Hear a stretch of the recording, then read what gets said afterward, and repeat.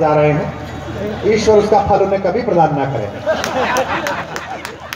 धीरे धीरे घर को जाएं, घर को जाने वाले, एक रात में ही दो दो आनंद उठाने वाले। नहीं, आप गलत समझ रहे हैं। मेरे कहने का मतलब यूं गलत नहीं होने का, एक लाभ कविता सुनने का, एक लाभ सोने का। आपने गलत समझा। अब सुनिए, गीत सुना जी भाई। इसकी हर पंक्ति पर आपकी दाद मिले ताकि मैं समझूं कि मैं भी आप जैसा ही हूं। मैं देसी आदमी हूं। देसी समझते हैं आप? जो ट्रॉली बैग खरीदता है और उठा के चलता है कि पहिए ना घिस जाए। और अगली बात जो बता रहा हूं, 3 दिन तक हंसोगे। राष्ट्रवादी देसी कौन होता है? भारत माता की जय। नेशनलिस्ट पता है कौन सा होता है? राष्ट्रवादी देसी वो होता है जो वेस्टर्न टॉयलेट में भी ऊपर पैर करके बैठता है, ताकि कम से कम भारतीयता का आभास रहे कि हम भारत के लोग। जाइए, निकलो भाई। जिस दिन प्रोग्राम नहीं होता उस दिन क्या शूट करते हो रात को इतने बजे? कितने खुश हैं। हाँ, जाइए जाइए। पंक्तियां पढ़ा बस, उठे ना, निवेदन करते कि एशिया के हम परिंदे, आसमां है हद हमारी। क्या बात है, वाह वाह। मिले समस्तीपुर के। हम कौन है? एशिया के हम परिंदे। जब सेल्यूकस संधि की शर्तें तय कराने आया इसी जगह जहां खड़े हैं और आप, तो सम्राट चंद्रगुप्त थोड़ा ऊंचे स्वर में बात करते थे। तो सेनापति सेल्यूकस ने दुभाषिए से कहा कि सम्राट को कहो कि अब तो वो मेरे दामाद होने जा रहे हैं, हमारा समझौता हो गया है, इतना ऊंचे स्वर में क्यों बात करते हैं? जब चंद्रगुप्त को यह बात बताई गई तो चंद्रगुप्त ने कहा कि सम्राट को बताओ, सेनापति को बताओ कि मेरा कोई मन में म्लानी नहीं है, कोई दोष नहीं है इनको लेकर। मैं मागध हूं, दुनिया के स्वर से मेरा स्वर वैसे ही ऊपर है, थोड़ा सा ज्यादा ऊंचा बोला। एशिया के हम परिंदे, आसमां है हद हमारी। जानते हैं चांद सूरज, जिद हमारी जद हमारी। बिहार जानता है, यहाँ सबसे पहला है तारा गिनने की सबसे बड़ी जगह यही है कि जानते हैं चांद सूरज, जिद हमारी जद हमारी। हम कौन है? हम वही जिसने समंदर की लहर पर बांध साधा। मुझे लगता था कि समस्तीपुर में ज्यादा तालियां आएंगी। आपका तो दामाद है, आपका तो बहनोई है जो अयोध्या से यहाँ आया था माता जानकी को लेने के लिए। उसका पराक्रम है। हम वही। कितने सौभाग्यशाली हो आप। पूरी दुनिया में मर्यादा पुरुषोत्तम श्री राम, जिनके बारे में कहा जाता है कि दृष्टि से प्रकृति लय हो जाती, प्रकृति विलास प्रकृति लय हो ही। माँ सीता से कहा लक्ष्मण ने कि आप चिंता मत करो, भैया को कोई संकट नहीं है, प्रकृति टेढ़ी करते तो सृष्टि खत्म हो जाती है, ये मृग क्या मारेगा। वो मर्यादा पुरुषोत्तम राम जिनके स्मरण मात्र से पीढ़ियां तर जाती हैं, उन्हें अगर गाली देने का अधिकार है किसी को तो वो केवल मिथिला को है। अकेला मिथिला है जिसने उन्हें गाली दी है। जब शादी के लिए आए चारों भाई, गुरु वशिष्ठ बैठे फेरे पर, तो बैठे तो मिथिला की महिलाओं ने गालियां गाई और राम मुस्कुराए गालियों को सुनकर। लक्ष्मण को क्रोध आया तो राम ने उनको बरजा कि जय मत करो, इनकी गालियां वेद मंत्रों के बराबर ही पवित्र है जिनसे मेरा विवाह हो रहा। वाह, सोचिए कितना महान क्षण आप लोगों ने जिया है कि मिथिला की महिलाओं ने गाली गाते हुए राम से कहा कि भैया कौन गांव से आए हो, अलग अलग जगह अलग अलग तरीके से बच्चे पैदा होते हैं, तुम महान हो कि तुम्हारे यहाँ खीर खा के बालक पैदा हो जाता है। ये यहाँ हुआ और कितने खुश रहा।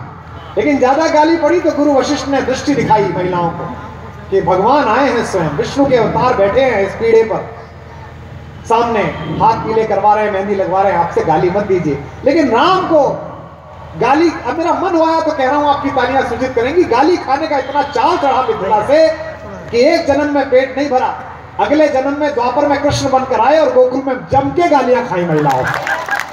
वाह, ये मिथिला कि जानते हैं चांद सूरज, क्या बढ़िया जगह आए हम। जानते हैं चांद सूरज, जिद हमारी जद हमारी। हम वही जिसने समंदर की लहर पर बांध। हमने बनाया राम सेतु, अब तो अमेरिका भी कह रहा है कि राम का सेतु है। कहा ना नासा ने, पिछली बार कांग्रेस की सरकार थी तो उन्होंने सुप्रीम कोर्ट में हलफनामा दे दिया कि राम हुए ही नहीं। तो ये भाजपा वाले परेशान हो गए। ये परेशान बड़ी जल्दी होते हैं। मेरे घर आ गए सारे भाजपाई, कुमार जी आप बोलिए, सोनिया जी की सरकार है, सोनिया जी कह रही है राम हुए ही नहीं। मैंने कहा मैं बिल्कुल नहीं बोलूंगा। बोले आप राम को नहीं मानते? मैंने कहा आप सोनिया जी को नहीं जानते। बोले मतलब? मैंने उनका दोष ही नहीं है। बोले सरकार उनकी है, मैंने उनका क्या दोष है? पराए घर से बहू आती है, उसे क्या पता बाबा कौन है, दादा कौन है, नाना कौन है? दूसरे गांव से बहू आई है। ये तो कांग्रेसियों का काम था कि उन्हें बताते कि हमारे बाबा हैं, इनकी खाट अंदर बिछेगी और ये मणिशंकर अय्यर फूफा ऐसा खटोला बाहर बिछेगा। क्या ये मणिशंकर अय्यर भी गजब आइटम है। बेचारे राहुल गांधी इतनी मेहनत करते हैं, चुनाव से पहले एक ना एक बात बोल के खत्म कर देता भाई साहब। अच्छा खासा गुजरात का चुनाव राहुल गांधी ने फंसा लिया था साहेब का गला वाला फट गया था एकदम। वो 3 दिन पहले बोला बड़ा नीच आदमी है, बस प्रधानमंत्री के लिए इतना काफी था। जाके अपना वहां कहने लगे हम मने नीच कहे छे, मने पापी कहे छे, मने हत्यारा कहे छे। मणिशंकर जी मुझसे बोले यार मैंने तो नीच ही कहा था, ये 7 गाली कैसे कर दी? मैंने कहा देख बोला नहीं था सबका साथ सबका विकास, तेरी गाली का विकास कर दिया। तालियां बजाइए दोनों। हम वही जिसने समंदर की मजा लीजिए, हम वही जिसने समंदर की लहर पर बांध साधा, हम वही जिनके लिए दिन रात की उपजी न बाढ़ा, हम की जो धरती को माता मान कर सम्मान देते। यहाँ तो वहां आती थी हम की, ये तो जगह ही वो है जिसने धरती से ही माँ को प्रकट किया। माँ सीता धरती से ही प्रकट हुई। मेरी बेटी डीपीएस में पढ़ती है, मेरी माँ राम मानस पढ़ रही थी और उन्होंने अर्धाली पढ़ी कि तृण की ओट में सीता बैठ गई। दुनिया का सबसे अहंकारी शक्तिशाली रावण, उसने सीता से कहा कि मुझे वर्ण कर ले वरना मैं तुझे बलपूर्वक वर्ण कर लूंगा। तो आपकी बेटी ने एक तिनका उठाया वहां से अपने कुशा से और सामने रख दिया और कहा कि तू मेरा वर्ण छोड़, इस तिनके को पार करके दिखा दे, इसके पार आ जा। ये आस्था में अच्छी लगती है बात, विज्ञान में अच्छी नहीं लगती। छोटे बच्चे शक करते हैं। मेरी बेटी ने मुझसे पूछा कि ओ दिस इज रबिश, ऐसा कैसे हो गया, एक तिनका रखा और रावण रुक गया। मैंने जैसे व्याख्या बताई उस पर आपकी तालियां। मैंने कहा सीता पृथ्वी से निकली है, उन्हें भूमिजा कहा जाता है, भूमि से पैदा हुई। और संस्कृत साहित्य में तिनके को भूमिज कहते हैं, भूमि से पैदा हुआ। एक बहन जितनी सुरक्षित अपने भाई के सामने करती है दूसरे से, उतना किसी के सामने सुरक्षित अनुभव नहीं। क्या कहने डॉक्टर साहब, वाह वाह वाह वाह, अद्भुत, क्या कहने। तो सीता ने भूमिज उठाया, अपना भाई उठाया और सामने रख दिया और कहा रे मूर्ख, मेरे पति आएंगे तो तेरा वंश नाश होगा, मेरे भाई को ही पार करके दिखा दे। और इतिहास गवाह है कि रावण छोटा सा मुंह लेकर वापस चला गया। तब कहता हूं कि हम की जो धरती को माता मान कर सम्मान देते, हम की जो चलने से पहले मंजिलें पहचान लेते। ये लाइन केवल बिहार में वहां ले सकती है, यूट्यूब पे। हम वही जो शून्य में भी, क्या कहने, वाह, शून्य रचते हैं निरंतर। जो लोग हाथ बांधे बैठे हैं उनसे मुझे उनसे शिकायत है। हम वही जो शून्य में भी शून्य रचते हैं निरंतर, हम वही जो रोशनी रखते हैं सबकी चौखटों पर। उन्हें उजालों का यही, हाथ खोलकर बैठना, उन्हें उजालों का यही पैगाम ले आए हैं हम हैं देसी, हम हैं देसी, हम हैं देसी, हम हैं देसी, हम हैं देसी, हाँ मगर हर देश में छाए हैं हम हैं देसी, हाँ मगर हर देश में छाए हैं हम। हमारे पास कोई वाद्य यंत्र नहीं है, कोई तबला नहीं है, हमारी तालियों की ताल आपकी तालियों की ताल ही हमारा वाद्य यंत्र है। आइए इसे बिहार का, उत्तर प्रदेश का, देसियों का जनगीत बनाएं।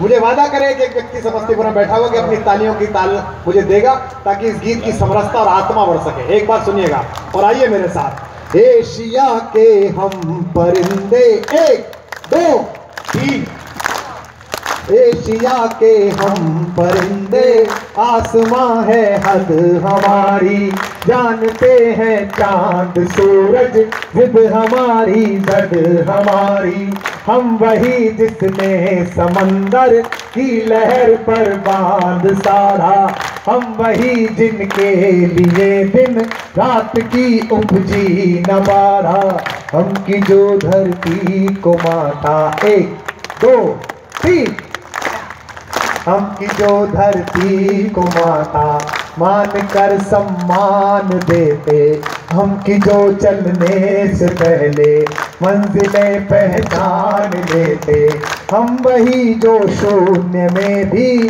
शून्य रचते हैं निरंतर, हम वही जो रोशनी रखते हैं सबकी चौखटों पर, उन उजारों का यही, उन उजारों का यही पैगाम ले आए हैं हम हैं देसी, हम हैं देसी, हम हैं देसी, हम हैं देसी, हाँ मगर हर देश में छाए हैं हम हैं देसी, हाँ मगर हर देश में छाए हैं हम। बंद सुनिएगा कि जिंदा रहने का असल अंदाज सिखलाया है हमने। समस्तीपुर से सांसद कौन है उसका नाम नहीं लिया हमने, विधायक कौन है उसका नाम नहीं लिया, यहां से मंत्री कौन है उसका नाम नहीं लिया। याद करो पिछले 3 घंटे में हमने किसका नाम लिया, उन दिवंगत विभूतियों का जिनके कारण समस्तीपुर समस्तीपुर कहलाता है। क्या बात है, वाह वाह वाह। हमने कर्पूरी ठाकुर को याद किया, हमने विद्यापति को याद किया, हमने दिनकर को याद किया, हमने आरसी प्रसाद सिंह को याद किया। लेकिन इसीलिए जवान लड़कों जितने बैठे हैं, ये कहना चाहता हूं आपका जीवन महत्वपूर्ण नहीं है, आपकी मृत्यु महत्वपूर्ण है। वाह। उर्मिला जी की पंक्ति है कि बेवजह दिल पे कोई बोझ न भारी रखिए, जिंदगी जंग है इस जंग को जारी रखिए, कितने दिन जिंदा रहे इसकी न गिनती कीजिए, किस तरह जिंदा रहे इसकी शुमारी रखिए। वाह वाह वाह वाह वाह वाह वाह। कि जिंदा रहने का असल 1907 में पंजाब के एक गांव में, खटकड़ कलां गांव का नाम है, नवाशहर जिले का नाम है, गूगल कर लेना। सरदार किशन सिंह जी और माता विद्यावती के घर पर एक लड़का पैदा हुआ। किसी ने नहीं जाना कि कौन पैदा हुआ, उस दिन लाखों बच्चे पैदा हुए होंगे। 1907 में पैदा हुआ, लेकिन 23 साल की उम्र में जब वो शेर बबर भारत की आजादी के लिए फांसी के फंदे पर झूला, तो इस देश की मां ने सपना देखा कि उनकी कोख से भगत सिंह जैसा बेटा पैदा हो। वाह। इसीलिए कहता हूं आपकी मृत्यु महत्वपूर्ण। 42 बेटे शहीद हुए, पूरा देश रोया। उसके तीसरे दिन असम में 140 लोग कच्ची शराब पी के मरे, किसी ने नहीं जाना। क्योंकि आप मरते किस तरह से, आप छोड़ के क्या जाते हैं, इस पर निर्भर होता है। तब कहता है कि जिंदा रहने का असल, आपके दिवंगत पूर्वजों का तर्पण कर रहा हूं इस पंक्ति में, मुझे दक्षिणा में वहा दे देना बस। मैं श्राद्ध करने का अधिकारी भी हूं, जाति से ब्राह्मण कर सकता हूं, इसलिए आपके दिवंगत पूर्वजों का श्राद्ध करूं तो वहां कर देना, वरना कई बार जिंदा का भी कर देता हूं। हाँ, दिल्ली जाके पता करो कईयों का किया है। कि जिंदा रहने का असल अंदाज सिखलाया है हमने, जिंदगी है जिंदगी के बाद समझाया है हमने बतलाया कि कुदरत का असल अंदाज क्या है। 32 देशों में कविता पढ़ी है मैंने, न्यूजीलैंड और फिजी तक, आखिरी यहाँ डॉल्फिन बचती है। ये आजकल जा रहा है कई जगह, अभी जा रहा है ये खाना अफ्रीका के प्रोग्राम में, यूके भी भाई साहब। हाँ यूके भी, मुझसे कह रहा था अफ्रीका के प्रोग्राम में भाई साहब कितने दिन लगेंगे। मैंने कहा लोग पहचान के तो हो सकता वहीं रह जाए, देखो आपको दिख भी रहा है। लेकिन एक बात बता दूं समस्तीपुर के लोगों, 1000 समस्याएं हमारे देश में, लेकिन इतने देश घूमने के बाद एक सामान्य से मध्यम वर्गीय परिवार के मास्टर का बेटा ये कह सकता है कि हिंदुस्तान जैसा देश नहीं है पूरी दुनिया में, ऐसा मुल्क। क्या बात है, वाह वाह। ये 4 जाहिलों की वजह से, 5 मूर्खों की वजह से हम परेशान हो जाए, लेकिन ऐसा देश नहीं है। 6 ऋतुएं हैं, जाड़ा है, गर्मी है, बरसात है। स्पेन चले जाइए, 12 महीने बर्फ पड़ती है, सूरज नहीं निकलता। जनवरी में बच्चा पैदा हो जाए तो सितंबर में बच्चे को गूगल पे दिखाना पड़ता है सन दिस इज सन। हाँ, सन ने सन ही नहीं देखा। मैं गया था, इतनी ठंड भाई, और मैं तो देसी आदमी। वो इंग्लैंड वाले तो बड़े अजीब है, स्पेन वाले तो हर काम में कागज का इस्तेमाल करते हैं। अपन तो शुद्ध देसी। एक जैन साहब का होटल था, वो बार्सिलोना में, उन्होंने रुका दिया 3 दिन और -12 डिग्री सेंटीग्रेड बर्फ पड़ रही। तीसरे दिन आए, मुझसे कह रहे कुमार साहब कोई प्रॉब्लम तो नहीं है, कोई दिक्कत तो नहीं होती? मैंने कहा जी सुबह को बहुत होती है। बोले मतलब? मैंने कहा मैं ढूंढ ढांड के प्लास्टिक का गिलास लाता हूँ, ये सफाई वाली उठा के ले जाती है। ये मेरी दिक्कत नहीं समझ रही, मैं इसकी भाषा नहीं समझ रहा भाई। हमने बस 4 चीजें एक लाइन में, हिंदुस्तान जैसा खाना पीना कहीं नहीं है। ये पिज्जा बर्गर खाने वाले क्या जाने कि लिट्टी चोखे का क्या स्वाद है। क्या कह रहे हो कि हमने बतलाया कि कुदरत का असल अंदाज क्या है। आ गया होगा यहाँ पर चाउमीन समस्तीपुर में, पर हमने चाउमीन भी ऐसा बनाया कि असली चीनी खाए तो 3 दिन याद रखे क्या खाया था। चाउमीन में भी तड़का। कि हमने बदला, क्या अमेरिका जाओ तो क्या कहता है हमारा जो वहाँ का कन्वीनर है पीटर, उससे मैंने 2006 में कहा कि पीटर आई एम हंग्री, मुझे कुछ जल्दी खिलाओ। तो बोला okay I will do something. अपने घर ले गया, 2 ब्रेड एक खांचे में डाली, आता है ना मशीन जिसमें बाहर वो पीटी उषा की तरह आती है उछल के। फिर उसमें काट के थोड़े खीरे वीरे लगाए, फिर 3-4 तरह की चटनी लगाई। हमारे गांव में तो एक ही बनती थी हरे रंग की, पहली बार अमेरिका में देखी इतने रंग की चटनी है। कई चटनियों को तो ऐसा रंग है देख के लगता है इनके घर में छोटा बच्चा भी है। कुल मिला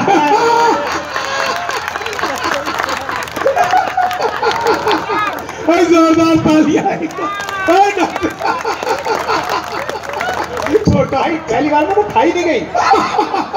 बोला नहीं मस्टर्ड है मस्टर्ड। तो मैंने अच्छा चलो भाई साहब, 1.25 घंटा लगाया उसमें फास्ट फूड खिलाने में, जबकि आदमी को भूख लगी तो तुरंत दो। 4 साल पहले आया था जून में भारत घूमने, मैं चांदनी चौक घुमा रहा था। मुझसे बोला कि Kumar I am feeling hungry. उसे लगा आधा 1 घंटा लगेगा। मैंने कहा रुक। मैंने गाड़ी का डैशबोर्ड खोला, सत्तू निकाला और मैंने गिलास में घोल के दिया। मैंने कहा पी। बोला व्हाट इज दिस? मैंने कहा फास्टेस्ट फूड। और जो अगली बात कही इस पर तो दोनों हाथ उठा के ताली बजाना। मैंने कहा फास्टेस्ट फूड इनकमिंग में भी और आउटगोइंग में भी। वाह, हमने बतलाया कि कुदरत का असल अंदाज क्या है। वाह करना। महक क्या है, रंग क्या है, रूप क्या है, स्वाद क्या है। वाह, हमने दुनिया में मोहब्बत। अभिनंदन लौटा जिस समय हमारा शेर। एक बात नोटिस किया आपने, जो उसे छोड़ने के लिए आए थे फौज के लोग और विदेश मंत्रालय की जो महिला आई थी, उनके चेहरे पे क्या मुस्कान थी। तो केवल फाइटर जेट मार के ही नहीं लौटा वो, बस जी भाई वो दिल भी जीत के लौटा है। अब लाइन सुनिए, मैंने इस पूरे सीन को 2 पंक्तियों में डाला है। अगर अच्छा लगे तो विंग कमांडर सोए हो तो उनके कान के पास आपकी तालियों की हल्की सी आवाज पहुंचे कि हमने दुनिया में मोहब्बत का असर जिंदा किया है। वाह, हाथ रह गया आपके अगली पंक्ति पर उठाना दोनों।